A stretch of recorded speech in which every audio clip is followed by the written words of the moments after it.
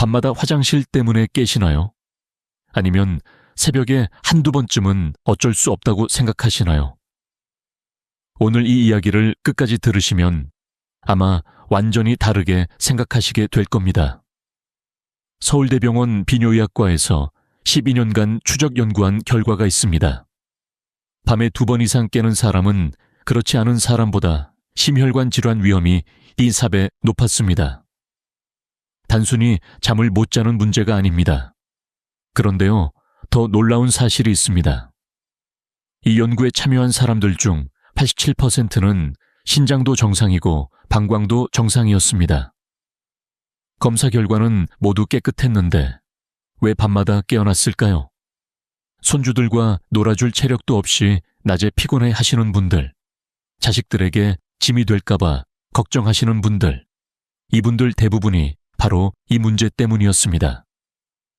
저도 처음엔 이해가 안 됐습니다. 30년 넘게 환자를 보면서 저는 늘 생각했습니다. 검사가 정상이면 괜찮은 거 아닌가? 그런데 아니었습니다. 오늘 저는 왜 검사 결과가 정상인데도 밤마다 화장실에 가야 하는지 그 진짜 이유를 말씀드리겠습니다. 그리고 잠들기 전 아주 간단한 습관 하나로 어떻게 이 문제를 해결할 수 있는지도 알려드리겠습니다.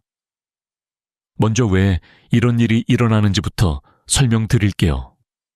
그 다음에 해결 방법을 3가지로 나눠서 하나하나 알려드리겠습니다. 복잡하지 않습니다. 집에 있는 것만으로 충분합니다. 돈도 거의 안 듭니다. 자, 이제 본격적으로 시작하겠습니다. 여러분, 혹시 이런 경험 있으신가요?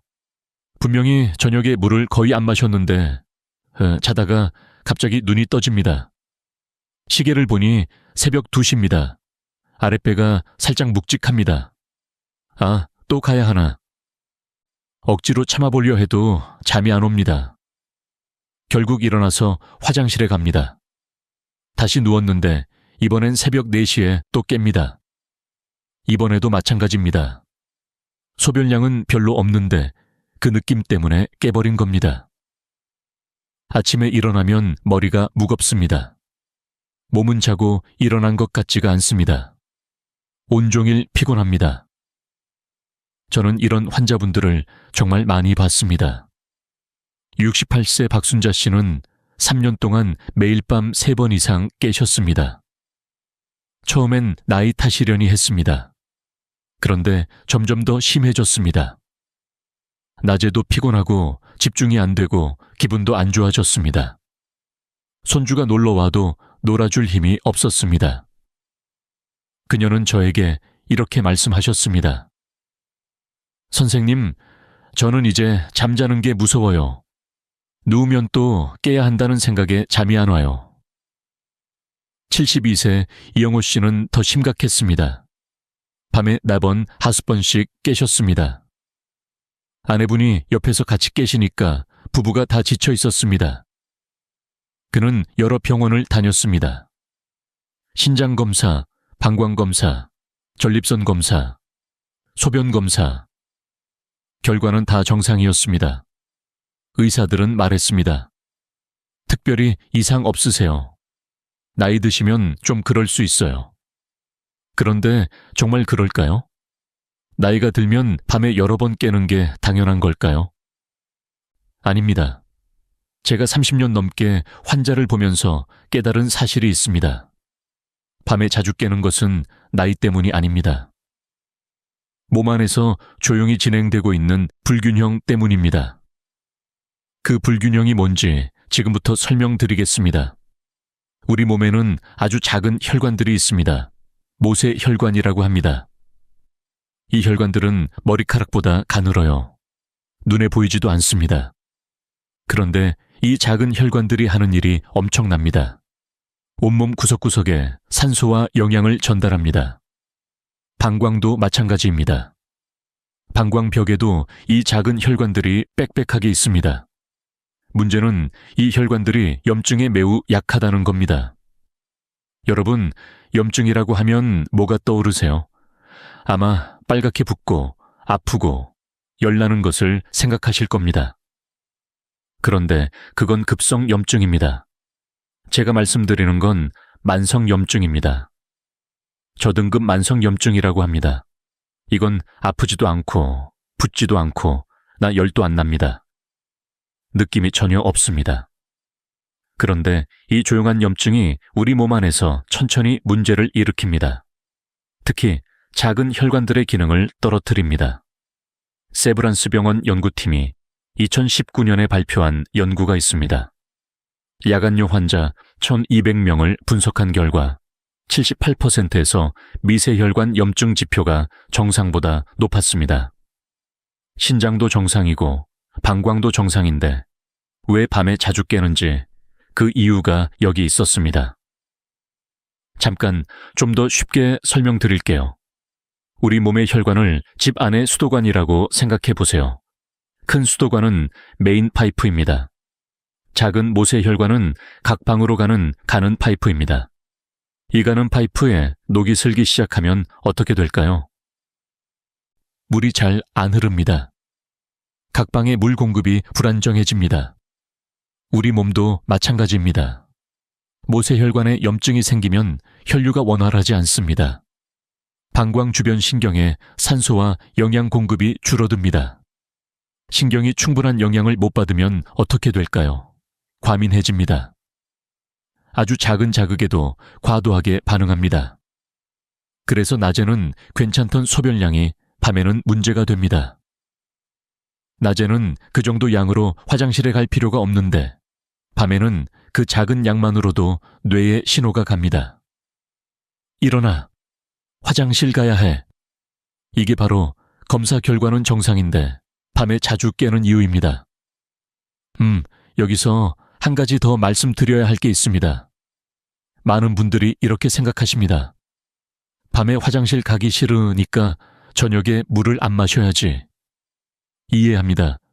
저도 그렇게 생각했던 적이 있습니다. 논리적으로 맞는 것 같잖아요. 물을 적게 마시면 소변도 적게 나온다. 그런데요, 우리 몸은 그렇게 단순하지 않습니다. 오히려 반대입니다. 물을 너무 적게 마시면 혈액이 농축됩니다. 진해진다는 뜻입니다. 혈액이 진해지면 몸은 이걸 위험 신호로 받아들입니다. 왜냐하면 진한 혈액은 심장에 부담을 주고 혈관벽을 손상시키고 혈전이 생길 위험을 높이기 때문입니다. 그래서 몸은 어떻게 반응할까요? 이 농축된 상태를 희석시키려고 합니다. 신장이 물을 배출하기 시작합니다. 혈액을 묽게 만들려고요. 결과가 뭘까요? 물을 안 마셨는데 오히려 소변이 더 자주 마렵습니다. 이걸 삼투압 조절이라고 합니다. 우리 몸은 항상 일정한 농도를 유지하려고 합니다. 너무 진해지면 물을 빼고 너무 묽어지면 물을 저장합니다. 그래서 저녁에 물을 참으면 참을수록 밤에 더 자주 깨게 됩니다. 많은 분들이 예상하지 못하는 사실입니다. 제가 아까 말씀드린 박순자 씨 기억하시죠? 3년 동안 밤에 3번 이상 깨셨던 분이요. 그녀의 생활 습관을 자세히 물어봤습니다. 저녁 6시 이후로는 물을 거의 안 드셨습니다. 국물도 안 드시고 과일도 피하셨습니다. 모두 화장실 때문이었습니다. 그런데 이게 오히려 문제를 악화시키고 있었습니다. 물만 문제가 아닙니다. 소금도 마찬가지입니다. 요즘 많은 분들이 저염식을 하십니다. 소금이 혈압에 안 좋다고 하니까요. 맞는 말입니다. 과도한 소금은 문제가 됩니다. 그런데 너무 적어도 문제입니다. 체내 나트륨이 부족하면 물이 혈관 안에 제대로 머물지 못합니다. 물이 혈관 밖으로 새어나갑니다. 그래서 낮에는 다리가 붓습니다. 그런데 밤에 누우면요. 낮 동안 조직에 고여있던 물이 다시 혈관으로 돌아옵니다. 신장은 이 갑자기 늘어난 체액을 처리해야 합니다. 결과는 또 화장실입니다. 이영호 씨가 정확히 이 경우였습니다. 그는 심혈관 건강을 위해 아주 싱겁게 드셨습니다.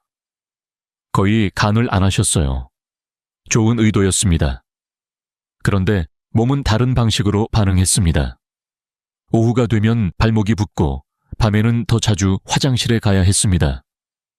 그가 저에게 물었습니다. 선생님, 그럼 소금을 많이 먹으라는 말씀이세요? 아닙니다. 많이 먹으라는 게 아닙니다. 균형을 맞추라는 겁니다. 우리 몸에 필요한 건 적당한 양입니다. 너무 많아도 문제, 너무 적어도 문제입니다. 여기서 잠깐 제가 아주 중요한 이야기를 하나 더 해드려야 할 것 같습니다. 많은 분들이 모르시는 사실이 있습니다. 밤에 자주 깨는 것과 수면의 질은 완전히 다른 문제라는 겁니다.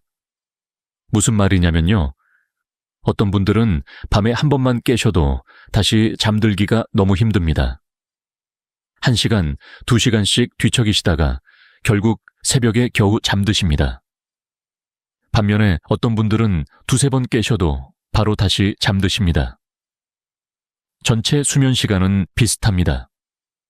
문제는 전자의 경우입니다. 깨는 횟수보다 다시 잠들기 힘든 게 더 큰 문제입니다.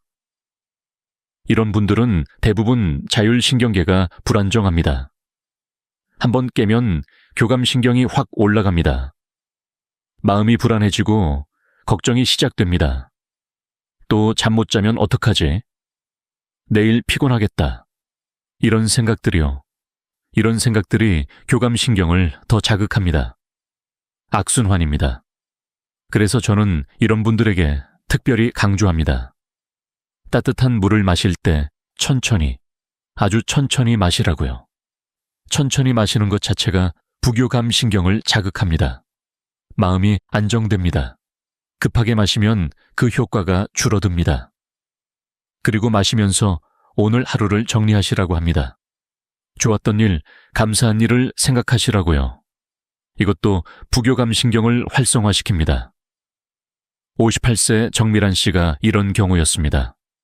그녀는 밤에 2번 정도 깨셨는데 문제는 한 번 깨면 절대 다시 잠들지 못한다는 거였습니다. 새벽 2시에 깨면 아침 6시까지 누워서 천장만 쳐다보셨습니다. 그녀의 자율신경 검사를 해봤습니다. 교감신경이 항상 과활성 상태였습니다. 늘 긴장하고 있는 거예요. 제가 따뜻한 물 방법을 알려드리면서 특별히 강조했습니다. 10분 이상 걸려서 드세요. 그리고 마시면서 좋은 생각을 하세요. 2주 후 그녀가 진료실에 오셨을 때 눈이 빛났습니다. 선생님, 처음으로 깨고 나서 다시 잠들었어요. 그것도 10분 만에요. 기적 같아요. 그녀는 이제 깨도 괜찮습니다. 다시 잠들 수 있다는 자신감이 생겼습니다.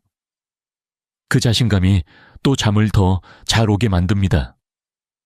이렇게 자율신경 문제가 있으신 분들은 따뜻한 물 마시는 것을 하나의 의식으로 만드시면 좋습니다. 매일 같은 시간에, 같은 장소에서 같은 방법으로요. 우리 뇌는 패턴을 좋아합니다. 같은 행동이 반복되면 그 행동이 신호가 됩니다. 아, 이제 잘 시간이구나. 뇌가 자동으로 이완 모드에 들어갑니다. 자, 여기서 또 하나 중요한 이야기를 해드릴게요. 많은 분들이 실수하시는 게 있습니다. 야간료를 고치려고 너무 많은 것을 한꺼번에 바꾸시는 거예요. 저녁에 물 안 마시고, 국물 안 먹고, 과일 안 먹고, 카페인 끊고, 운동도 하고, 한꺼번에 다 하시려고 합니다. 그러면 어떻게 될까요? 스트레스 받습니다. 스트레스는 교감신경을 자극합니다. 교감신경이 올라가면 수면의 질이 떨어집니다. 결국 열심히 했는데 오히려 더 못 주무시게 됩니다. 그리고 포기합니다. 이것도 안 되네. 그래서 저는 항상 말씀드립니다. 한 번에 하나만 바꾸세요. 가장 먼저 따뜻한 물 방법부터 시작하세요. 이것만 2주 해보세요. 효과가 느껴지시면 그때 다음 걸 추가하세요. 천천히, 하나씩. 그게 오래 갑니다. 74세 송기범 씨가 좋은 예입니다. 그는 원래 성격이 급하셨습니다. 제가 방법을 알려드렸을 때 한꺼번에 다 하시겠다고 하셨습니다. 저녁 물 끊기, 산책하기, 발 담그기, 식사 시간 조절하기. 다요. 일주일 만에 포기하셨습니다. 너무 힘들어요. 귀찮아요. 제가 다시 말씀드렸습니다. 송 선생님, 따뜻한 물 마시는 것만 하세요. 딱 그것만요. 다른 건 다 잊으세요. 그렇게 하셨습니다. 2주 동안 따뜻한 물만요. 효과가 있었습니다. 밤에 깨는 횟수가 4번에서 4번으로 줄었습니다. 크지 않은 변화지만 느껴지는 변화였습니다. 그러니까 자신감이 생겼습니다. 이건 되네. 그 후에 저녁 산책을 추가하셨습니다. 또 2주, 깨는 횟수가 9번으로 줄었습니다. 그 다음에 발 담그기를 추가하셨습니다. 한 달 후, 그는 대부분의 밤을 한 번만 깨거나 아예 안 깨고 주무십니다. 그가 말씀하셨습니다. 선생님, 급하게 했으면 진작 포기했을 거예요. 천천히 하니까 됐어요. 맞습니다. 건강은 마라톤입니다. 단거리 경주가 아닙니다. 자, 이제 많은 분들이 궁금해 하시는 것들에 대해 더 자세히 답해 드릴게요. 선생님, 저는 당뇨가 있는데 괜찮을까요? 많이 물어보시는 질문입니다. 당뇨가 있으신 분들은 원래 야간뇨가 더 흔합니다. 혈당이 높으면 소변량이 늘어나기 때문입니다. 그래서 당뇨 관리가 가장 중요합니다. 혈당을 잘 조절하셔야 합니다. 따뜻한 물 방법은 당뇨가 있으셔도 안전합니다. 소금량이 아주 적고 레몬의 당분이 거의 없으니까요. 다만 혈당이 잘 조절되지 않으시는 분은 효과가 제한적일 수 있습니다. 먼저 혈당 관리에 집중하시고 그 다음에 이 방법을 추가하시는 게 좋습니다. 67세 황정숙 씨가 이 경우였습니다. 그녀는 당뇨가 있으셨고 밤에 4초번씩 깨셨습니다. 제가 따뜻한 물 방법을 알려드렸지만 처음 2주는 큰 변화가 없었습니다. 그래서 혈당 관리부터 다시 점검했습니다. 식단을 조절하고 약 복용을 더 철저히 하셨습니다. 한 달 후 공복 혈당이 안정되기 시작했습니다. 그러자 야간 배뇨 횟수도 줄기 시작했습니다. 3개월 후 그녀는 밤에 5번 정도만 깨십니다. 완전히 없어지진 않았지만 확실히 나아졌어요. 살 것 같아요. 선생님, 전립선이 좀 크다는데요. 이것도 효과 있을까요? 남성분들이 많이 물어보십니다. 전립선 비대가 있으시면 야간뇨의 원인이 복합적입니다. 전립선이 요도를 압박해서 소변이 잘 안 나오고 방광이 완전히 비워지지 않으니까요. 이런 경우는 비뇨기과 치료가 기본입니다. 약물 치료나 경우에 따라 시술이 필요할 수 있습니다. 하지만 따뜻한 물 방법을 함께 하시면 도움이 됩니다. 전립선 치료로 물리적인 문제를 해결하고 이 방법으로 순환과 신경 문제를 개선하시는 거죠. 71세 김동수 씨가 이 경우였습니다. 그는 전립선 비대로 약을 드시고 계셨습니다. 그런데도 밤에 3, 4번 깨셨습니다. 비뇨기과 선생님이 약으로는 이 정도가 한계예요 하셨습니다. 제가 따뜻한 물 방법을 추가로 알려드렸습니다. 한 달 후 깨는 횟수가 2번으로 줄었습니다. 선생님, 약만 먹을 때보다 확실히 나아요. 둘 다 하니까 시너지가 나는 것 같아요. 선생님, 잠들기 전에 약을 먹어야 하는데 물이랑 같이 먹어도 되나요? 좋은 질문입니다.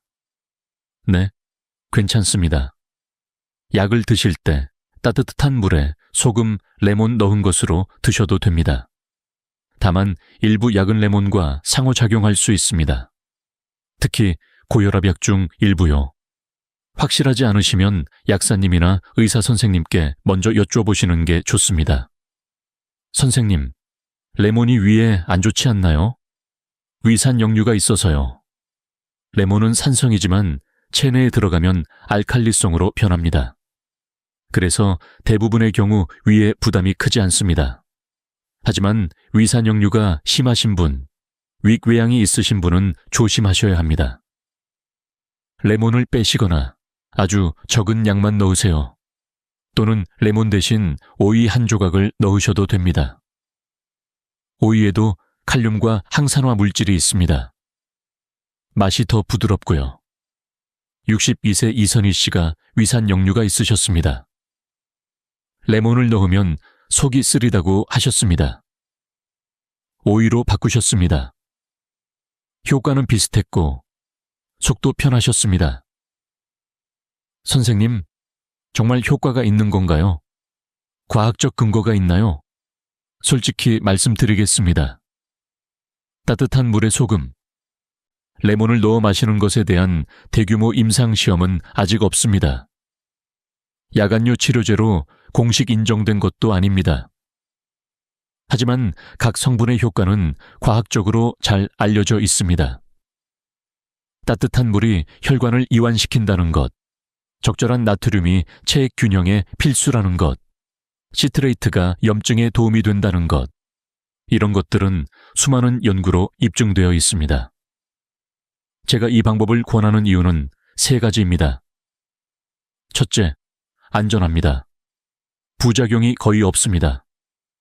둘째, 비용이 안 듭니다. 특별한 것을 살 필요가 없습니다.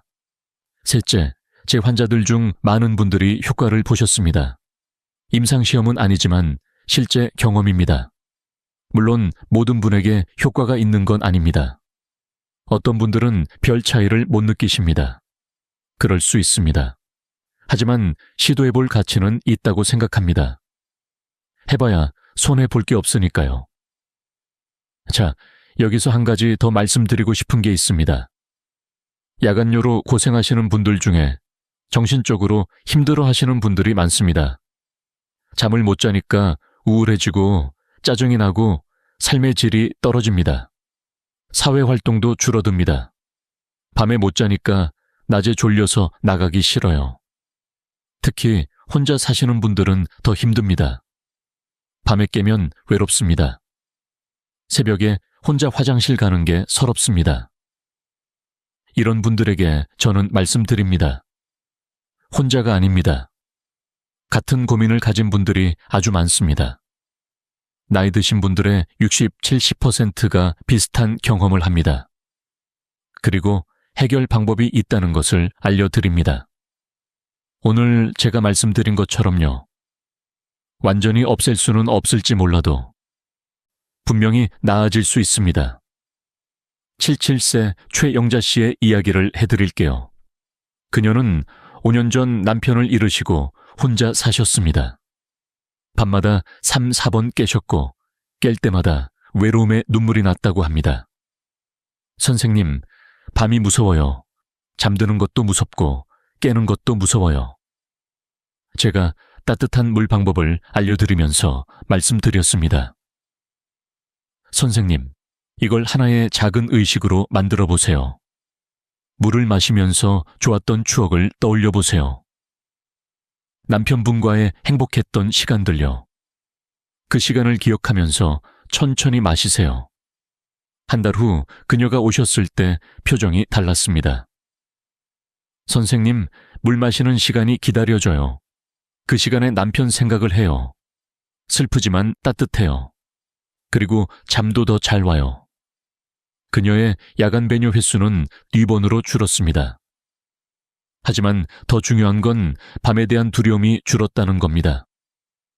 이게 바로 제가 이 방법을 좋아하는 이유입니다. 단순히 화장실 가는 횟수를 줄이는 게 아닙니다. 잠자리에 드는 것을 편안하게 만드는 겁니다. 하루를 마무리하는 작은 의식을 만드는 겁니다. 자, 이제 정말로 정리를 해드릴게요. 오늘 아주 많은 이야기를 했습니다. 핵심만 다시 말씀드리겠습니다. 그런데 그 전에 제가 빠뜨린 중요한 내용이 하나 있습니다. 수면과 관련된 이야기입니다. 많은 분들이 잠을 잘 자려면 일찍 자야 한다고 생각하십니다. 밤 10시에 자야 해. 건강에 좋아. 이렇게요. 그런데 꼭 그런 건 아닙니다. 중요한 건 일찍 자는 게 아니라 규칙적으로 자는 겁니다. 매일 밤 11시에 주무시는 분이 어느 날 갑자기 9시에 주무시면 어떻게 될까요? 오히려 잠이 안 옵니다. 뒤척이다가 2시에 잠들고 새벽에 여러 번 깹니다. 우리 몸에는 생체시계가 있습니다. 일주기 리듬이라고 합니다. 이 리듬은 하루 이틀 만에 안 바뀝니다. 그래서 중요한 건 매일 비슷한 시간에 자고 비슷한 시간에 일어나는 겁니다. 주말이든 평일이든요. 특히 아침에 일어나는 시간이 중요합니다. 햇빛을 보는 시간이 생체시계를 맞춰주기 때문입니다. 아침에 일어나면 가능하면 바로 커튼을 열으세요. 밝은 빛이 눈에 들어오면 뇌가 알아챕니다. 아, 아침이구나. 그러면 그 시점부터 약 14-16시간 후에 멜라토닌이 나오기 시작합니다. 잠이 오는 겁니다.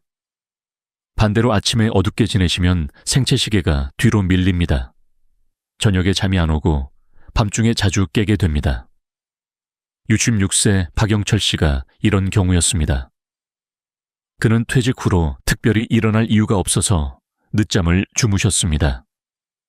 어떤 날은 8시에, 어떤 날은 10시에, 어떤 날은 낮 12시에 일어나셨습니다. 그러다 보니 밤에 잠이 안 왔습니다. 새벽 2시, 3시에야 겨우 잠드셨습니다. 그리고 밤새 여러 번 깨셨습니다. 제가 말씀드렸습니다. 선생님, 매일 아침 7시에 일어나세요. 주말에도요. 일어나면 바로 커튼 여세요. 처음엔 힘들어 하셨습니다. 졸려서 죽겠어요. 그런데 2주쯤 지나니까 몸이 적응했습니다.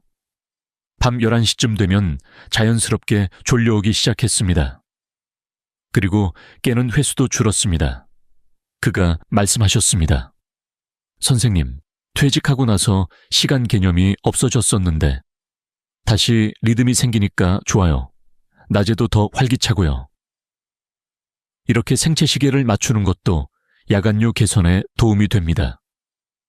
따뜻한 물 방법과 함께 하시면 더 효과적입니다. 자, 이제 또 하나 중요한 이야기를 해드릴게요. 잠자리 환경에 대한 겁니다. 여러분의 침실 환경은 어떠신가요? 너무 밝지 않나요? 너무 시끄럽지 않나요? 온도는 적당한가요? 이런 것들이 수면의 질에 큰 영향을 미칩니다. 그리고 수면의 질이 떨어지면 밤에 더 자주 깨게 됩니다. 가장 중요한 건 어둡게 하는 겁니다. 잠잘 때 침실은 완전히 어두워야 합니다. 작은 불빛도 수면을 방해합니다. TV 대기등, 휴대폰 불빛, 거리 가로등빛 이런 것들이요. 빛이 들어오면 뇌가 아직 낮이라고 착각합니다. 멜라토닌 분비가 줄어듭니다. 잠이 얕아지고 자주 깨게 됩니다. 암막 커튼을 쓰시는 게 좋습니다. 안 되면 수면 안대라도 쓰세요. 온도도 중요합니다. 잠잘 때 이상적인 온도는 20도 정도입니다. 좀 서늘한 느낌이요. 너무 따뜻하면 잠이 깊이 들지 않습니다. 땀이 나면서 깨기도 하고요. 반대로 너무 추우면 혈관이 수축해서 순환이 안 좋아집니다. 그것도 잠을 방해합니다. 겨울에는 난방을 너무 세게 틀지 마세요. 이불을 두껍게 덮는 게 낫습니다. 여름에는 에어컨을 적절히 사용하시고 너무 차갑지 않게요. 그리고 침구도 중요합니다. 베개가 편하신가요? 너무 높거나 낮지 않나요? 베개가 안 맞으면 목이 불편해서 자주 깹니다. 호흡이 불편해지기도 하고요. 매트리스도 마찬가지입니다. 너무 딱딱하거나 너무 푹신하면 몸이 불편합니다. 허리가 아파서 깨기도 합니다. 70세 정순옥 씨는 야간요 문제로 오셨는데 자세히 물어보니 베개 때문에 자주 깨시는 것도 있었습니다. 선생님, 화장실 때문에 깨는 것도 있지만 목이 뻣뻣해서 깨는 것도 많아요. 비계를 바꾸시라고 권해드렸습니다. 높이가 적당하고 목을 잘 받쳐주는 걸로요. 2주 후 오셨을 때 베개만 바꿨는데 확실히 달라요. 목이 편하니까 덜 깨요. 하셨습니다. 물론 베개만으로 야간요가 해결되진 않습니다. 하지만 수면 환경을 개선하면 전반적인 수면의 질이 좋아지고 그게 야간요 개선에도 도움이 됩니다. 자, 여기서 또 하나. 낮 동안의 활동량에 대해 이야기해 드릴게요. 많은 분들이 나이가 드시면 활동량이 줄어듭니다. 무릎이 아파서 못 걸어요. 귀찮아요. 나갈 일이 없어요. 그런데 낮에 활동을 안 하시면 밤에 잠이 안 옵니다.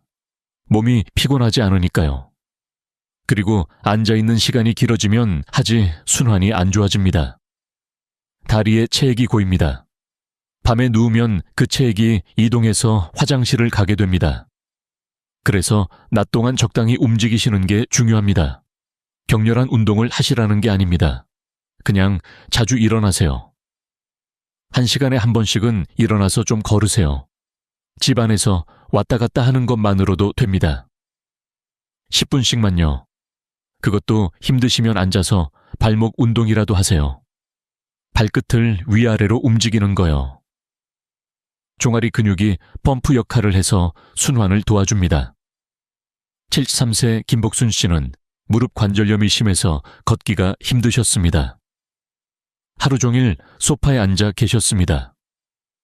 밤에 4번 깨셨는데 그중 상당 부분이 하지 부종 때문이었습니다. 제가 의자에 앉아서 하는 발목 운동을 알려드렸습니다. 30분마다 2분씩요. TV 보시면서 하실 수 있습니다. 한 달 후 다리 부종이 눈에 띄게 줄었습니다. 그리고 밤에 깨는 횟수도 3번으로 줄었습니다. 선생님, 이렇게 간단한 건데 왜 진작 안 했을까요? 그렇습니다. 간단한 것들이 모여서 큰 차이를 만듭니다. 자, 이제 카페인과 알코올에 대해서도 말씀드려야 할 것 같습니다. 많은 분들이 커피를 좋아하십니다. 식후에 한 잔, 오후에 한 잔, 습관이 되셨죠. 그런데 카페인은 이뇨작용이 있습니다. 소변을 많이 만듭니다. 그리고 수면을 방해합니다. 나이가 드시면 카페인 대사가 느려집니다. 젊을 때는 저녁에 커피 마셔도 괜찮았는데 나이 드시면 오후에 마신 커피가 밤까지 영향을 미칩니다. 그래서 가능하면 카페인은 오전에만 드시는 게 좋습니다. 점심 이후로는 피하세요. 커피뿐 아니라 녹차, 홍차, 콜라, 초콜릿에도 카페인이 있습니다. 조심하세요. 알코올은 더 복잡합니다. 술을 마시면 처음엔 졸립니다. 그래서 한잔하면 잠이 잘 와 하시는 분들이 있습니다. 그런데 알코올이 분해되면서 몸이 각성합니다. 새벽에 깨게 됩니다. 수면의 질이 아주 나빠집니다. 그리고 알코올도 이뇨작용이 있습니다. 밤에 화장실을 더 자주 가게 됩니다. 저녁에 술 드시는 습관이 있으시면 줄이시는 게 좋습니다. 적어도 잠들기 3-4시간 전에는 마지막 잔을 끝내세요. 64세 이상호 씨는 매일 저녁 소주 한 잔을 드시는 습관이 있었습니다. 하루 일과 끝내고 한 잔 하면 기분이 좋아요. 그런데 밤에 3-4번 깨셨습니다. 술 때문일 수도 있어요. 말씀드렸더니 처음엔 믿지 않으셨습니다. 한 잔밖에 안 마시는데요. 그래도 일주일만 끊어보시라고 했습니다. 일주일 후 오셨을 때 놀라셨습니다. 선생님, 진짜 달라요. 2번만 깼어요. 술이 이렇게 영향이 컸나요? 그렇습니다. 한 잔이라도 매일 드시면 누적됩니다. 특히 나이 드시면 그 영향이 더 큽니다. 자, 이제 스트레스에 대해서도 말씀드릴게요. 스트레스가 야간요와 무슨 관련이 있냐고요? 아주 큰 관련이 있습니다. 스트레스를 받으면 코르티솔이라는 호르몬이 나옵니다. 이 호르몬이 계속 높으면 수면의 질이 나빠집니다. 잠이 얕아지고 자주 깹니다. 그리고 스트레스는 교감신경을 활성화시킵니다. 몸이 항상 긴장 상태에 있게 됩니다. 방광도 예민해집니다. 그래서 스트레스 관리도 야간류 개선에 중요합니다. 어떻게 스트레스를 관리하느냐고요? 첫째, 걱정을 내려놓는 시간을 가지세요. 잠들기 전에 그날의 걱정거리를 종이에 적어보세요. 머릿속에만 두지 말고 밖으로 꺼내세요. 적고 나면 좀 가벼워집니다. 둘째, 호흡 운동을 하세요. 잠들기 전에 깊게 숨 쉬는 겁니다. 4초 들이쉬고 7초 멈추고 8초 내쉬세요. 이걸 478 호흡법이라고 합니다. 부교감 신경을 강하게 자극합니다. 셋째, 감사한 것을 생각하세요. 오늘 하루 중에 감사한 것 3가지를 떠올려 보세요. 크지 않아도 됩니다. 오늘 날씨가 좋았다. 맛있는 거 먹었다. 손녀가 전화했다. 이런 거요. 감사한 마음은 스트레스 호르몬을 낮춰줍니다. 기분이 좋아지고 잠도 잘 옵니다. 아까 말씀드린 따뜻한 물 마시는 시간을 이 호흡 운동, 감사 생각과 함께 하시면 더 좋습니다. 물 마시면서 깊게 숨 쉬고 감사한 걸 떠올리세요. 자, 이제 정말 마무리할게요. 오늘 정말 많은 이야기를 했습니다. 다시 한번 핵심만 정리해 드리겠습니다. 밤에 자주 깨는 진짜 이유는 3가지입니다. 첫째, 모세혈관의 만성염증입니다. 방광신경을 과민하게 만듭니다. 둘째, 수분 부족입니다. 물을 안 마시면 오히려 소변이 더 자주 마렵습니다. 셋째, 미네랄 불균형입니다. 나트륨이 부족하면 물이 제자리에 있지 못합니다. 해결 방법의 핵심은 이겁니다. 잠들기 1시간 전 따뜻한 물 한 컵에 소금 한 꼬집과 레몬 한 조각을 넣어 천천히 마시세요. 이게 왜 효과가 있냐면요. 따뜻한 물은 혈관을 이완시키고 자율신경을 안정시킵니다. 소금 한 꼬집은 수분이 혈관 안에 머물게 하고 신경을 안정시킵니다. 레몬 한 조각은 염증을 줄이고 미네랄 균형을 맞춰줍니다. 추가로 하시면 좋은 것들이 있습니다. 저녁 산책, 발 담그기, 저녁 식사 시간 앞당기기, 규칙적인 수면 시간, 침실 환경 개선, 낮 동안 활동량 늘리기, 카페인과 알코올 줄이기, 스트레스 관리. 이 중에서 할 수 있는 것부터 하나씩 해보세요. 한꺼번에 다 하실 필요 없습니다. 그리고 기억하세요. 야간뇨는 나이 탓이 아닙니다. 나아질 수 있습니다. 완전히 없앨 수는 없을지 몰라도 분명히 줄일 수 있습니다. 잠의 질을 높일 수 있습니다. 저는 30년 넘게 환자를 보면서 수많은 분들이 좋아지시는 걸 봤습니다. 여러분도 좋아지실 수 있습니다. 오늘 밤부터 시작해보세요. 따뜻한 물 준비하시고 소금 한 꼬집 넣으시고 레몬 한 조각 띄우세요. 천천히 마시면서 오늘 하루를 정리하세요. 좋았던 일, 감사한 일을 생각하세요. 그리고 편안하게 잠자리에 드세요. 며칠은 변화가 없을 수도 있습니다. 괜찮습니다. 포기하지 마세요. 2주 정도 꾸준히 하시면 분명히 달라지실 겁니다. 아침에 눈을 떴을 때 머리가 맑고 몸이 가벼운 느낌, 그 느낌을 다시 찾으실 수 있습니다. 밤이 더 이상 두렵지 않게 될 겁니다. 저는 여러분 모두가 깊은 잠, 편안한 밤을 되찾으시길 진심으로 바랍니다. 이 이야기가 도움이 되셨다면 댓글에 여러분의 경험을 남겨주세요. 해봐야겠다. 나도 같은 고민이 있다. 이런 이야기들이요.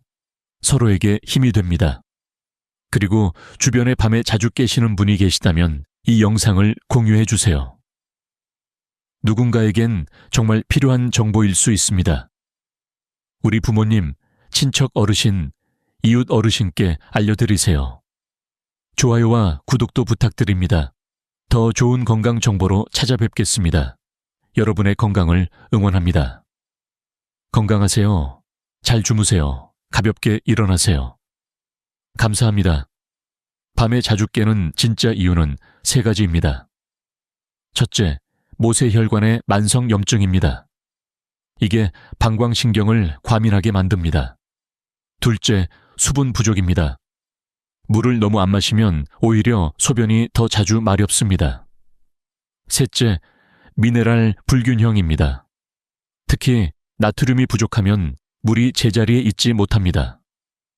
이 세 가지가 복합적으로 작용해서 밤마다 여러분을 깨우는 겁니다. 그렇다면 어떻게 해야 할까요?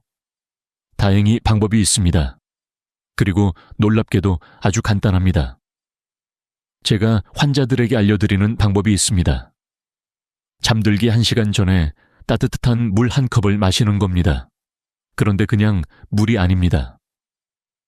여기에 아주 작은 소금 한 꼬집과 레몬 한 조각을 넣습니다. 처음에 이 말을 들으면 대부분 이상하다는 표정을 지으십니다. 선생님, 자기 전에 물을 마시라고요? 그럼 더 자주 깨는 거 아니에요? 이해합니다. 상식과 반대되는 것처럼 들리니까요. 그런데 이게 왜 효과가 있는지 설명드리면 다들 고개를 끄덕이십니다. 하나씩 설명드릴게요. 먼저 따뜻한 물입니다. 따뜻한 물이 몸에 들어가면 혈관이 살짝 이완됩니다. 특히 모세혈관이요. 수축되어 있던 작은 혈관들이 열리면서 혈류가 좋아집니다. 이게 왜 중요할까요? 아까 말씀드렸죠. 모세혈관 염증이 방광신경을 과민하게 만든다고요. 그런데 혈류가 좋아지면 신경에 산소와 영양 공급이 늘어납니다. 신경이 안정됩니다. 과민 반응이 줄어듭니다. 또 하나 따뜻한 물은 자율신경계를 이완시킵니다. 우리 몸에는 교감신경과 부교감신경이 있습니다. 교감신경은 긴장, 부교감신경은 이완을 담당합니다. 잠을 잘 자려면 부교감신경이 우세해야 합니다. 따뜻한 물을 마시면 부교감신경이 활성화됩니다. 몸이 이완 모드로 들어갑니다. 마치 따뜻한 목욕을 하면 졸려지는 것과 같은 원리입니다. 그래서 물 온도가 중요합니다.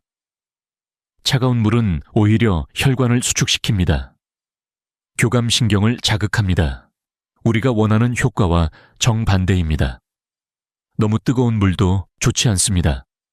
위를 자극해서 오히려 몸이 긴장합니다. 적당히 따뜻한 물, 손을 담갔을 때 편안한 정도의 온기가 가장 좋습니다. 다음은 소금입니다. 소금이요, 혈압에 안 좋지 않아요. 이 질문을 정말 많이 받습니다. 걱정되시는 거 이해합니다. 그런데 제가 말씀드리는 건 아주 작은 양입니다. 맛도 거의 느껴지지 않을 정도의 한 꼬집입니다. 티스푼 반도 안 됩니다. 이 정도 양은 혈압에 전혀 영향을 주지 않습니다. 고혈압 환자분들도 안전하게 드실 수 있습니다. 그럼 왜 넣는 걸까요? 아까 설명드렸죠.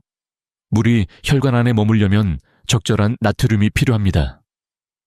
나트륨이 물을 붙잡아주는 역할을 합니다. 자기 전에 소금을 아주 조금 섭취하면 밤새 혈관 내 수분이 안정적으로 유지됩니다. 물이 조직으로 새어나가지 않습니다. 혈액 농도가 급격히 변하지 않습니다. 그러면 신장이 갑자기 물을 배출할 필요가 없어집니다. 밤중에 화장실 갈 일이 줄어드는 겁니다. 또 하나 중요한 점이 있습니다. 나트륨은 신경 기능에도 필수적입니다. 나트륨이 부족하면 신경이 불안정해집니다. 과민해집니다. 적절한 나트륨은 신경을 안정시킵니다. 방광신경도 마찬가지입니다. 과민 반응이 줄어듭니다. 마지막으로 레몬입니다. 레몬 한 조각 혹은 레몬즙 몇 방울입니다.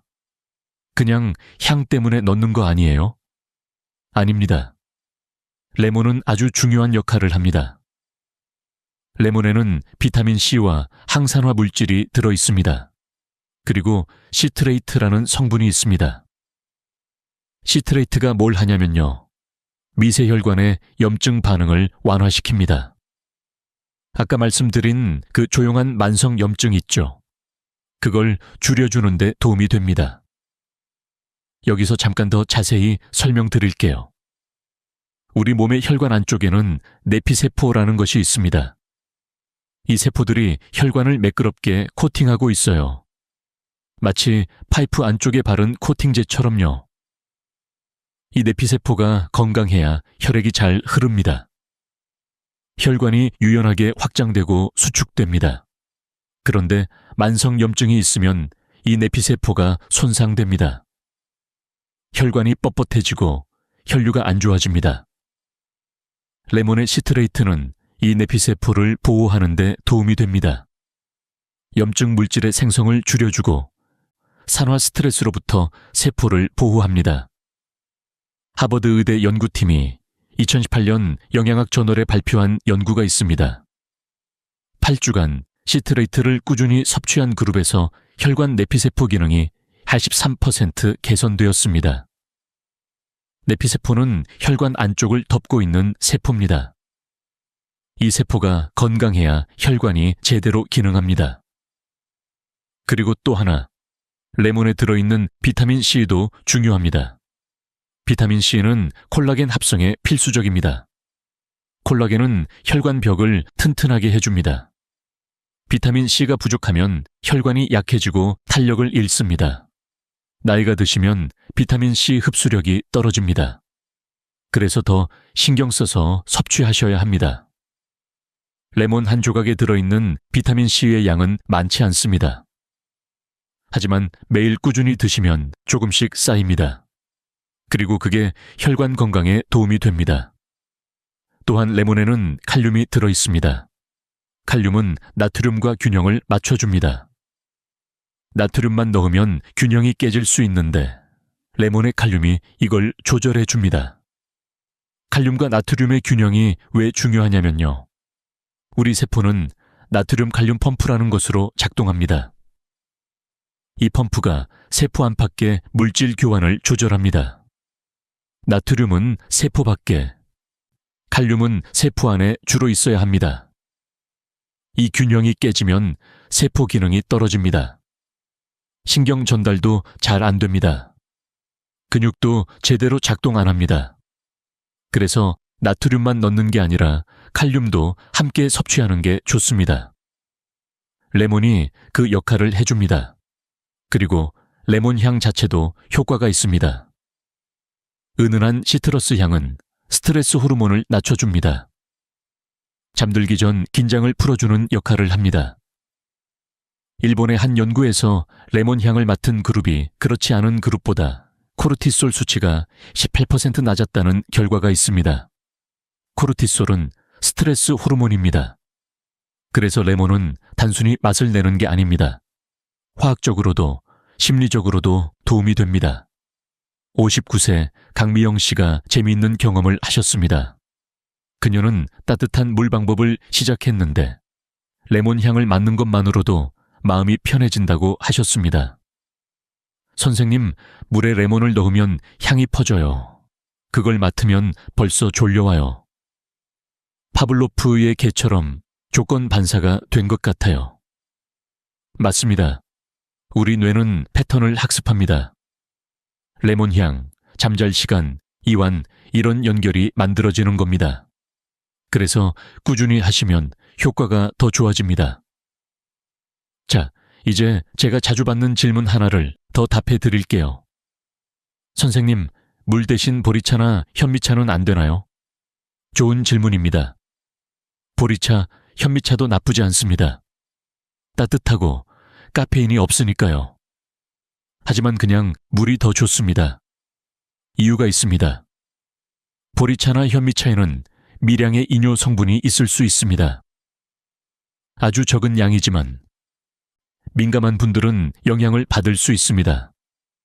그리고 우리 목적은 순수하게 수분과 미네랄을 공급하는 겁니다.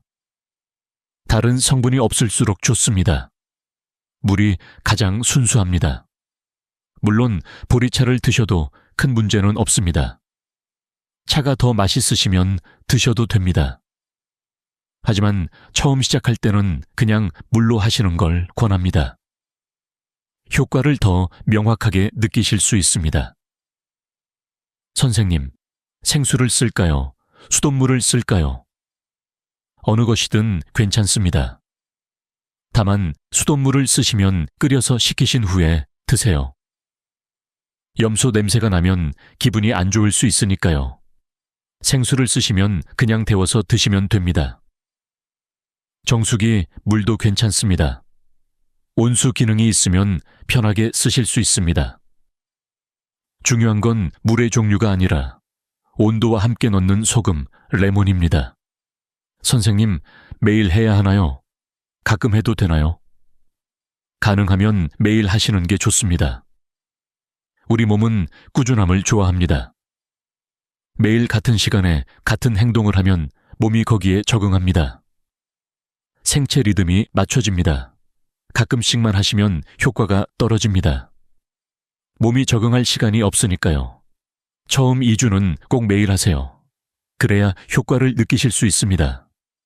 그 후에는 어쩌다 한두 번 빼먹으셔도 괜찮습니다. 이미 습관이 됐으니까요. 하지만 가능하면 매일 하시는 게 좋습니다. 선생님, 여행 갈 때는 어떻게 하나요? 여행 가실 때도 하실 수 있습니다. 레몬은 작은 레몬 가루나 레몬즙을 사가시면 됩니다. 편의점에서 사실 수 있습니다. 소금은 작은 통에 담아가시면 됩니다.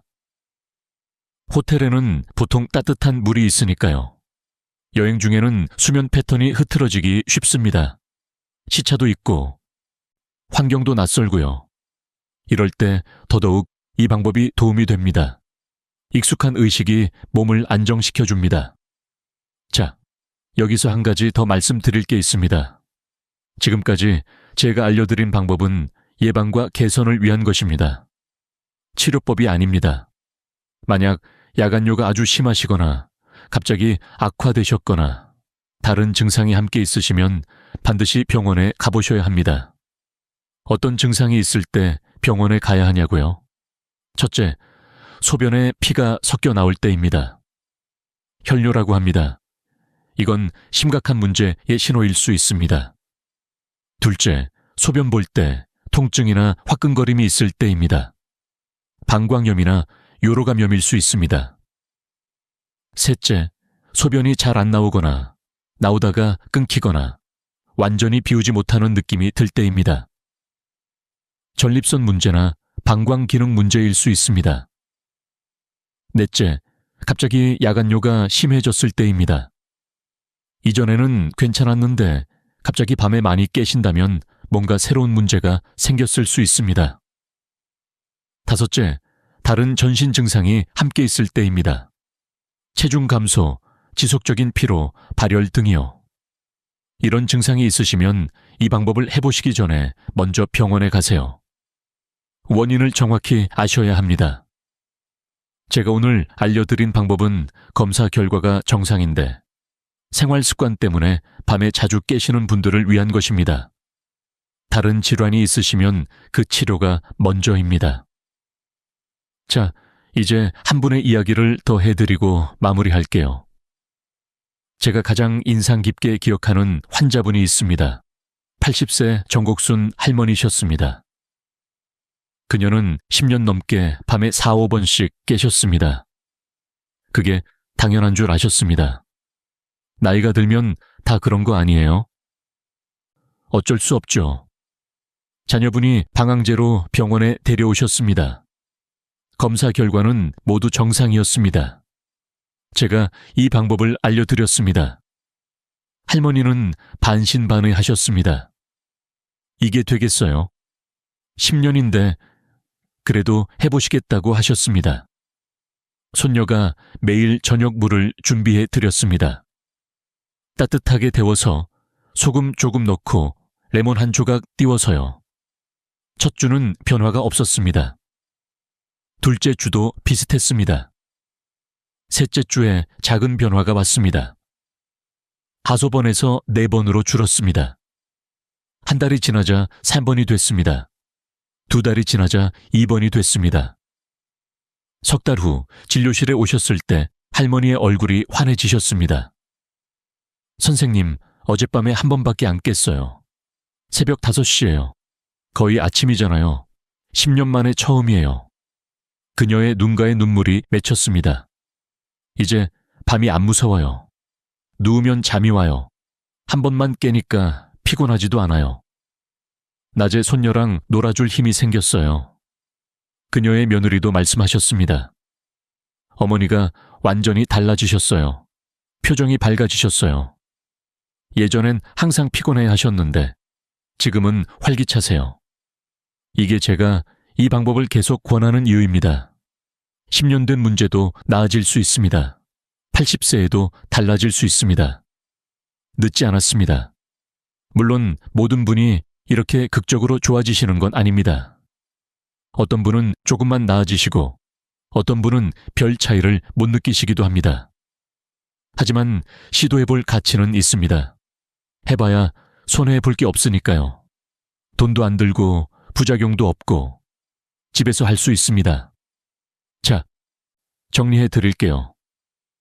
따뜻한 물은 혈관을 이완시키고 자율신경을 안정시킵니다.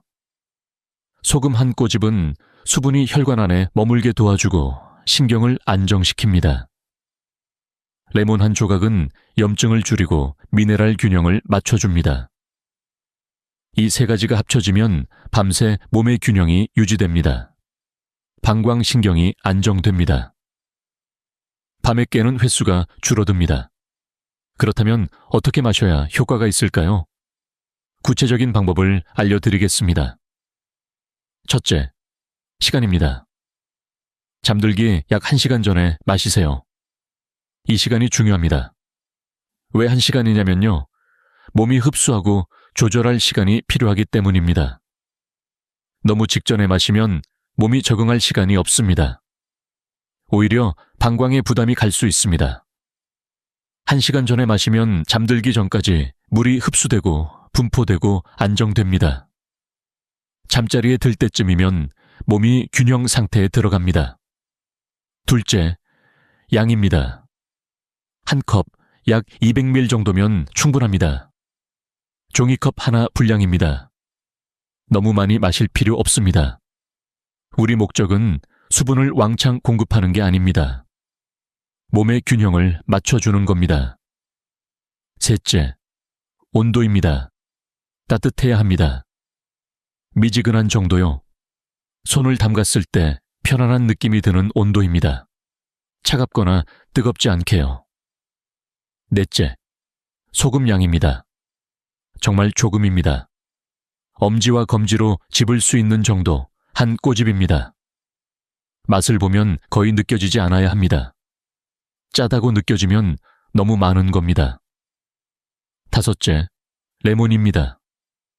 얇게 자른 한 조각을 넣거나 레몬즙 3-4방울 정도면 됩니다. 신맛이 강하게 나면 너무 많은 겁니다.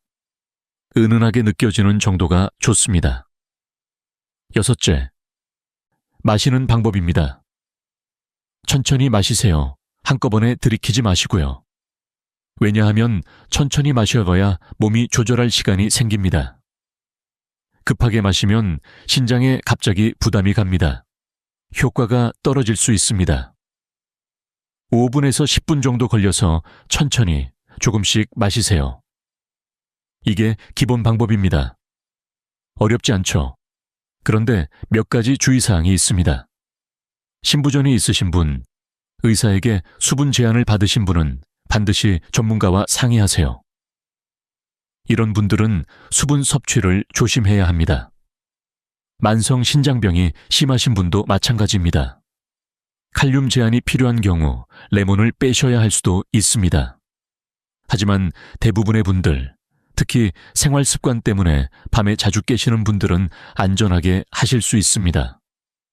자, 이제 실제로 이 방법을 적용한 분들의 이야기를 해드릴게요. 아까 말씀드린 박순자 씨 기억하시죠? 3년 동안 밤에 3번 이상 깨셨던 68세 여성분이요. 제가 이 방법을 설명드렸을 때 그녀도 처음엔 반신반의하셨습니다. 선생님, 자기 전에 물을 마시라니 그동안 일부러 안 마셨는데요. 이해합니다. 기존 생각과 완전히 반대니까요. 그래도 한번 해보시겠다고 하셨습니다. 첫 3일은 별 변화가 없었다고 합니다. 여전히 2, 3번 깨셨습니다. 그런데 일주일쯤 되니까 변화가 느껴지기 시작했습니다. 가장 먼저 달라진 건 손발이었습니다. 잠자리에 들 때 손발이 따뜻해졌습니다. 예전엔 항상 차가웠는데요. 그리고 잠드는 것도 더 쉬워졌습니다. 예전엔 누워서 30분, 1시간씩 뒤척였는데 이제는 10분 안에 잠이 왔습니다. 2주 후에 진료실에 오셨을 때 그녀의 표정이 확연히 달랐습니다. 선생님, 어젯밤에 한 번밖에 안 깼어요. 그것도 새벽 5시예요. 거의 6시간을 내리잤어요. 3년 만에 처음이에요. 그녀의 눈에 눈물이 고였습니다. 잠을 이렇게 푹 자본 게 너무 오랜만이에요. 아침에 일어나니까 머리가 맑아요. 몸도 가벼워요. 이제 손주들 유치원 데려다 줄 수 있을 것 같아요. 자식들한테 짐 안 되고 살 수 있겠어요. 한 달 후에는 대부분의 밤을 한 번만 깨거나 아예 안 깨고 주무셨습니다. 낮에 졸리던 것도 사라졌습니다. 기분도 훨씬 좋아지셨습니다. 또 다른 분, 72세 이영호 씨도 비슷한 경험을 하셨습니다. 그는 밤에 4~5번씩 깨셨던 분이었죠. 아내분까지 같이 지쳐 있었습니다. 이 방법을 시작하고 첫 주는 큰 변화가 없었습니다. 하지만 포기하지 않으셨습니다. 2주째 들어서면서 변화가 왔습니다. 4, 5번이 4번으로 줄었습니다. 선생님, 한 번 줄었을 뿐인데 이렇게 다른가요? 아침에 일어나니까 완전히 달라요. 한 달 후에는 1, 2번으로 줄었습니다. 어떤 날은 아예 안 깨고 주무셨습니다. 그의 아내분도 진료실에 같이 오셨습니다. 선생님, 정말 감사합니다. 남편이 안 깨니까 저도 푹 자요. 둘 다 사람이 됐어요. 가장 인상 깊었던 분은 62세 한미영 씨였습니다. 그녀는 조금 다른 경우였습니다. 밤에 깨는 것도 문제였지만 새벽마다 다리에 쥐가 나서 깨는 것도 힘들어 하셨습니다. 선생님, 잠을 자다가 갑자기 종아리가 뭉쳐요. 너무 아파서 소리를 지르면서 깨요. 이것도 사실 비슷한 원인입니다. 순환 문제, 미네랄 불균형이 근육 경련을 일으킨 겁니다. 이 방법을 시작하고 일주일 만에 다리 쥐가 거의 사라졌습니다.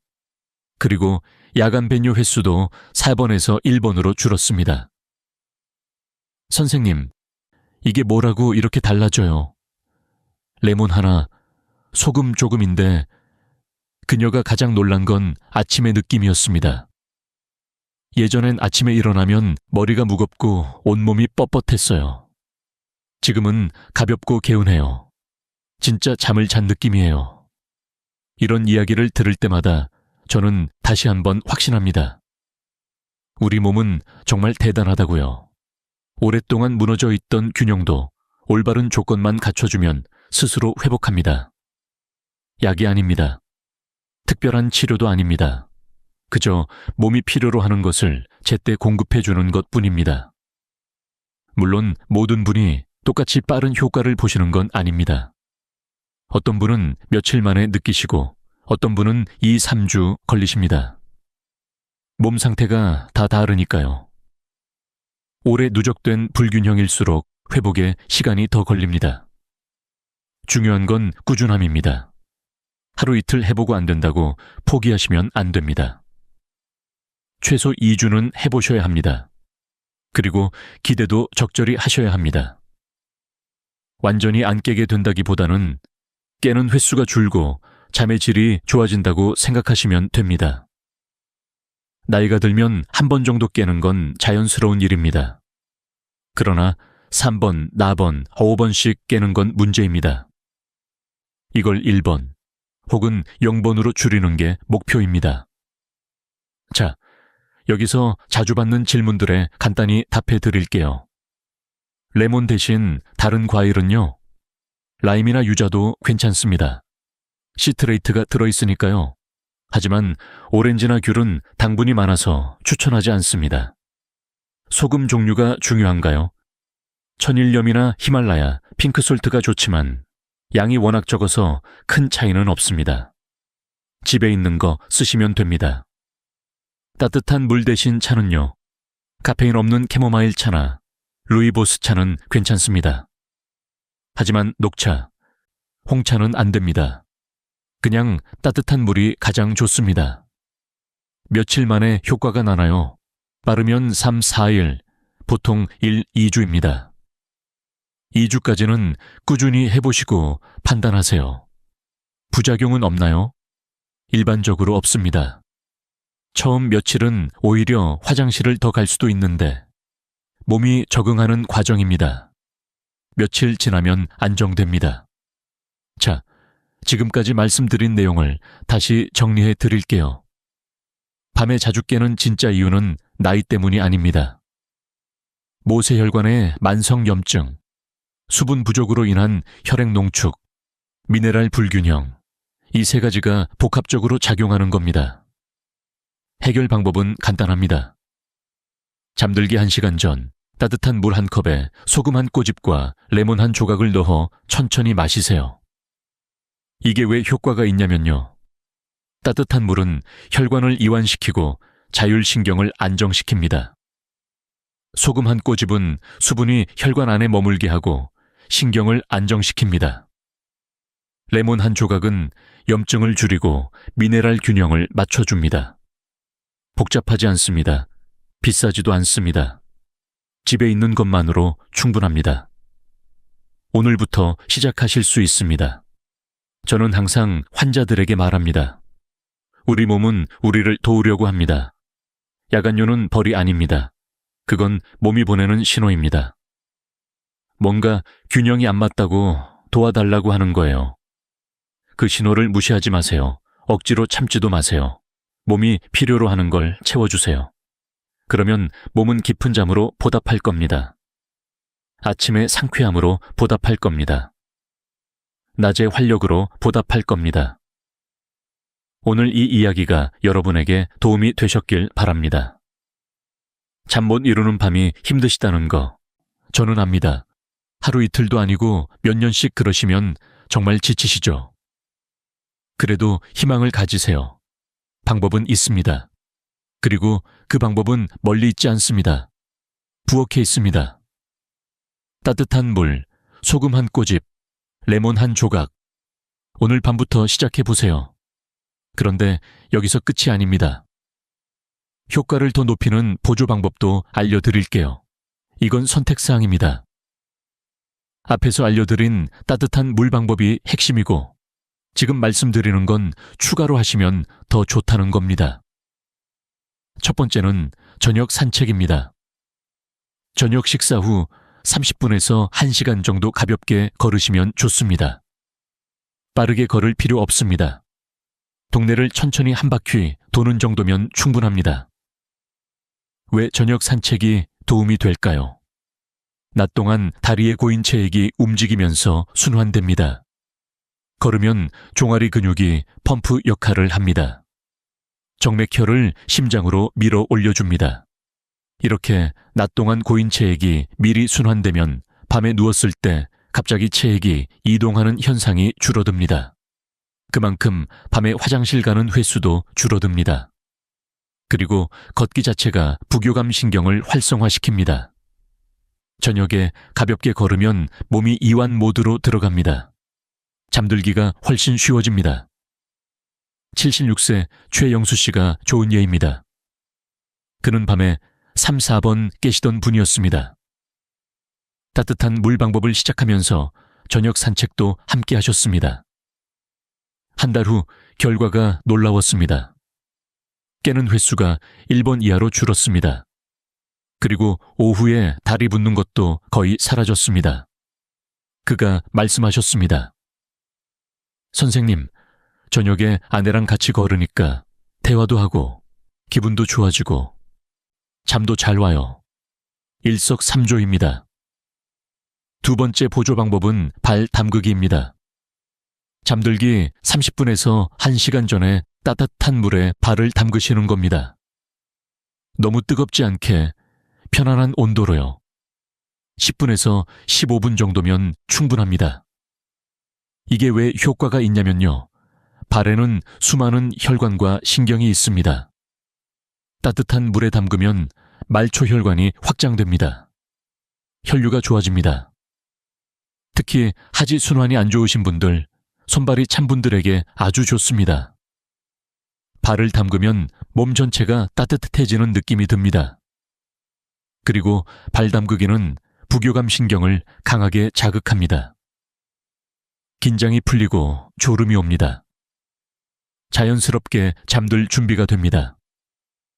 63세 윤미숙 씨는 10년 넘게 손발이 차갑고 밤에 자주 깨시던 분이었습니다. 제가 발 담그기를 권해드렸습니다. 처음엔 귀찮다고 하셨습니다. 매일 하기 힘들다고요. 그래서 말씀드렸습니다. 매일 안 하셔도 됩니다. 일주일에 3, 4번만 하세요. 그녀가 2주 정도 하시고 나서 진료실에 오셨을 때 표정이 완전히 달랐습니다. 선생님, 발 담그는 게 이렇게 좋은 줄 몰랐어요. 담그고 나면 몸이 녹는 것 같아요. 잠도 금방 와요. 그녀의 야간 배뇨 횟수는 4번에서 1번으로 줄었습니다. 그리고 손발이 찬 것도 많이 나아졌습니다. 세 번째 보조 방법은 저녁 식사 시간 조절입니다. 잠들기 최소 3시간 전에는 저녁 식사를 마치시는 게 좋습니다. 왜냐하면 식사 후에는 소화를 위해 혈류가 위장으로 집중됩니다. 이때 잠을 자면 수면의 질이 떨어집니다. 그리고 늦은 식사는 혈당을 올립니다. 혈당이 높으면 소변량이 늘어납니다. 당뇨가 없으셔도 마찬가지입니다. 특히 국물 요리, 찌개, 탕 같은 것을 늦게 드시면 밤에 화장실 가는 횟수가 확실히 늘어납니다. 수분 섭취가 많아지니까요. 그래서 저녁은 가능하면 일찍, 그리고 국물보다는 건더기 위주로 드시는 게 좋습니다. 69세 김정호 씨가 이 경우였습니다. 그는 저녁을 늦게 드시는 습관이 있었습니다. 밤 8시, 9시에 드시는 경우도 많았습니다. 그리고 찌개를 아주 좋아하셨습니다. 제가 저녁 식사 시간을 6시 이전으로 당기시고 국물을 줄이시라고 권해드렸습니다. 처음엔 힘들어 하셨습니다. 배가 고프다고요. 그래서 말씀드렸습니다. 배가 고프시면 저녁 전에 간식을 드세요. 견과류나 과일 같은 거요. 대신 저녁은 일찍 드시고 국물은 줄이세요. 한 달 후 그는 깨는 횟수가 4번에서 2번으로 줄었습니다. 그리고 아침에 속이 편해졌다고 하셨습니다. 소화도 잘 되고요. 자, 보조 방법 3가지를 정리해 드릴게요. 첫째, 저녁 산책입니다. 30분에서 1시간 천천히 걸으세요. 둘째, 발 담그기입니다.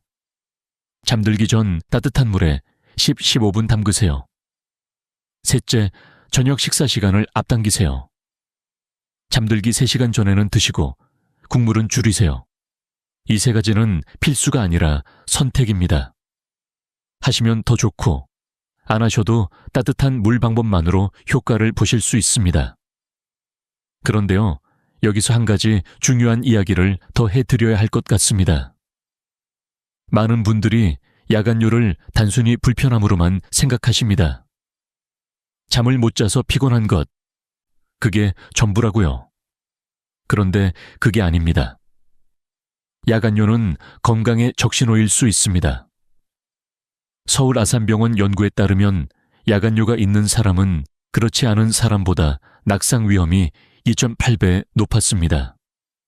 밤에 어두운 곳에서 화장실을 가다가 넘어지는 경우가 많기 때문입니다. 특히 60대 이상에서 낙상은 심각한 문제입니다. 고관절, 골절로 이어질 수 있습니다. 고관절 골절 후 1년 내 사망률은 10%가 넘습니다. 그리고 앞서 말씀드렸듯이 심혈관 질환 위험도 높아집니다. 2.4배요. 수면의 질이 나빠지면 혈압이 오르고 혈당 조절이 안 되고 염증 수치가 올라갑니다. 치매 위험도 높아진다는 연구가 있습니다. 깊은 잠을 못 자면 뇌에서 노폐물이 제대로 청소되지 않습니다. 아밀로이드 베타 같은 물질이 쌓입니다. 이게 치매의 원인 중 하나입니다. 그래서 야간요는 그냥 두시면 안 됩니다. 나이 들면 그런 거지 하고 넘기시면 안 됩니다. 적극적으로 관리하셔야 합니다. 오늘 알려드린 방법은 그 관리의 시작입니다. 따뜻한 물에 소금 한 꼬집, 레몬 한 조각. 간단하지만 효과는 큽니다. 그리고 만약 이 방법을 2, 3주 하셔도 전혀 나아지지 않으시면 병원에 가보시는 게 좋습니다. 다른 원인이 있을 수 있습니다. 전립선 문제, 방광기능 장애, 수면무호흡증, 당뇨, 심부전 이런 질환들이 야간요를 유발할 수 있습니다. 이런 경우는 전문적인 치료가 필요합니다. 하지만 대부분의 경우, 특히 검사 결과가 정상인데 밤에 자주 깨시는 분들은 오늘 알려드린 방법으로 충분히 좋아지실 수 있습니다. 자, 이제 정말 마지막입니다. 오늘 알려드린 내용을 처음부터 끝까지 다시 정리해 드릴게요. 밤에 자주 깨시는 이유, 기억하시죠? 첫째, 모세혈관의 만성 염증입니다. 우리 몸에는 아주 작은 혈관들이 있습니다. 이 혈관들이 염증에 약해지면 방광 주변 신경에 영양 공급이 줄어듭니다. 신경이 과민해집니다. 작은 자극에도 뇌에 신호를 보냅니다. 일어나서 화장실 가. 둘째, 수분 부족입니다. 물을 너무 안 마시면 혈액이 농축됩니다. 몸은 이걸 위험하다고 판단합니다. 희석시키려고 소변을 늘립니다. 물을 안 마셨는데 오히려 화장실을 더 가게 됩니다. 셋째, 미네랄 불균형입니다. 특히 나트륨이 부족하면 물이 혈관 안에 머물지 못합니다. 낮에는 조직에 물이 고이고 밤에 누우면 그 물이 다시 순환으로 돌아옵니다. 신장이 처리해야 합니다. 화장실을 가야 합니다. 이 세 가지가 복합적으로 작용해서 밤마다 여러분을 깨우는 겁니다. 해결 방법 기억하시죠? 잠들기 1시간 전 따뜻한 물 한 컵에 소금 한 꼬집과 레몬 한 조각을 넣어 천천히 마시세요. 따뜻한 물은 혈관을 이완시키고 자율신경을 안정시킵니다. 소금 한 꼬집은 수분이 혈관 안에 머물게 하고 신경을 안정시킵니다. 레몬 한 조각은 염증을 줄이고 미네랄 균형을 맞춰줍니다. 추가로 하시면 좋은 것들도 있습니다. 저녁 산책, 발 담그기, 저녁 식사 시간 앞당기기.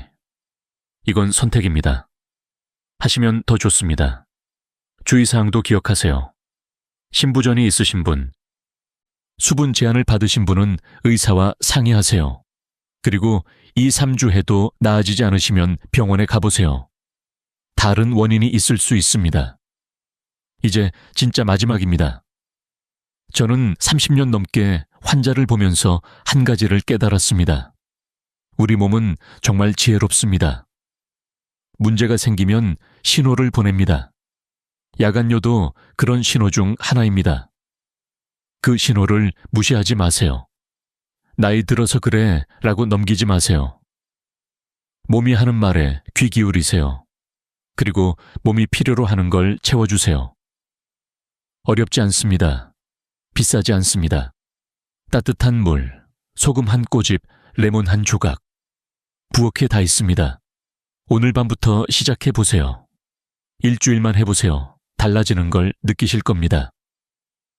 아침에 눈을 떴을 때 머리가 맑고 몸이 가벼운 느낌, 그 느낌을 다시 찾으실 수 있습니다. 여러분 모두 깊은 잠, 편안한 밤을 되찾으시길 바랍니다. 혹시 주변에 밤에 자주 깨시는 부모님, 친척 어르신이 계시다면 이 영상을 알려드리세요. 나도 이거 몰랐다. 한번 해봐.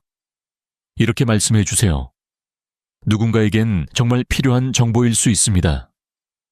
우리 가족이, 우리 이웃이 푹 잘 수 있게 도와주세요. 이 이야기가 도움이 되셨다면 댓글 남겨주세요. 구독과 좋아요도 부탁드립니다. 더 좋은 건강 정보로 찾아뵙겠습니다. 건강하세요. 잘 주무세요. 감사합니다.